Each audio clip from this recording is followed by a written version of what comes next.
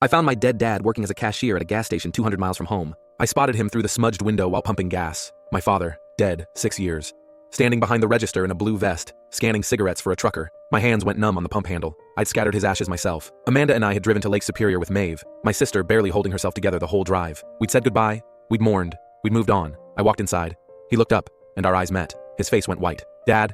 He dropped the scanner.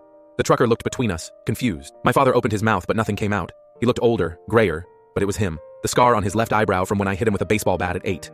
The way his jaw worked when he was panicking. He told the trucker he needed his brake and walked through a back door. I followed. We stood in a storage room. Boxes of motor oil and candy bars.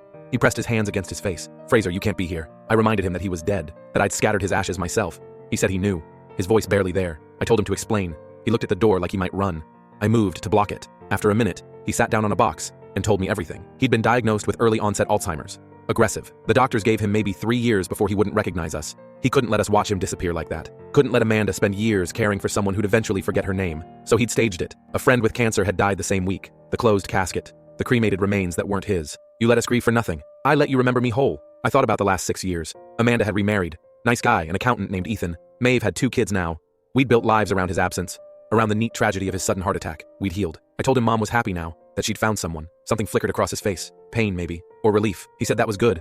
Repeating it like he needed to convince himself. I mentioned that Maeve had named her daughter after him. Francesca. He closed his eyes. I stood there trying to figure out what I felt. Anger, obviously. Betrayal, but also something else. Because I was looking at a man who'd chosen to die alone rather than burden us. Who was working at a gas station 200 miles from anyone who knew him. Living whatever life he'd scraped together so we could move forward. I asked if he was sick. If it was happening. He said not yet. That maybe it wouldn't. That maybe the doctors had been wrong. I asked if he was just going to keep doing this. Pretending to be dead. What else can I do, Fraser? Show up at Sunday dinner? Surprise, I'm alive? You think that doesn't destroy everything? He was right. It would shatter Amanda. Maeve would never forgive him. It would unravel 6 years of healing and reopen wounds that had finally closed.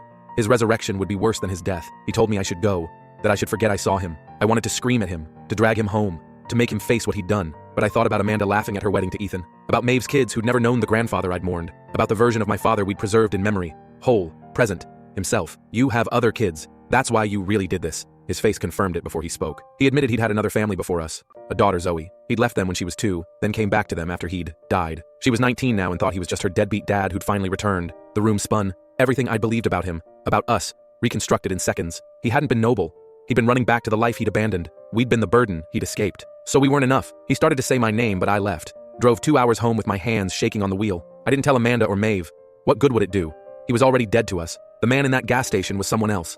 Someone who'd chosen a different family. Let him stay dead.